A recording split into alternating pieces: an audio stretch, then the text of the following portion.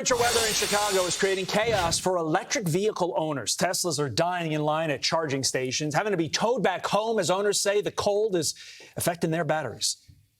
We got a bunch of dead robots out here. Nothing, no juice. It's still on 0%. And this is like 3 hours this morning being out here after being out here 8 hours yesterday. It's just frozen, and so I'm getting it towed to the Tesla service center because that's my only option at this point. No response from Tesla. We have been suffering since yesterday afternoon. This is crazy. It's a disaster.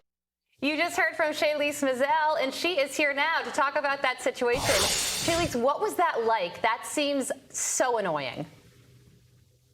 Yes, it was. It was a complete disaster for the winter storm. A lot of people's cars were left overnight.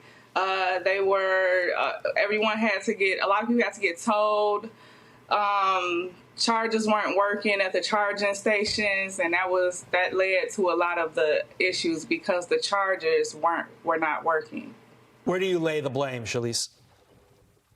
I think it's Tesla. You know, I love my car. However, the Tesla charging stations, they need to have maybe someone manning those stations or something like that, because it was very disappointing to get to the charging stations and see that they were frozen or they weren't working for whatever reason. Yeah, you said at one point there were 8 or 9 cars in front of you, and it takes about 30 minutes to charge each car, and your battery was about to die. So then you had to pay for your car to get towed to the next charging station.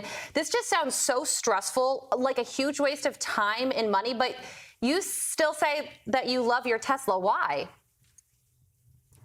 Just because it's a great car. You know, it does. It's not bad in the wintertime like everyone says. It's just a great car. I love the way it drives. When you were at those charging stations, Shaylease, were people nice, or was it like every man for themselves?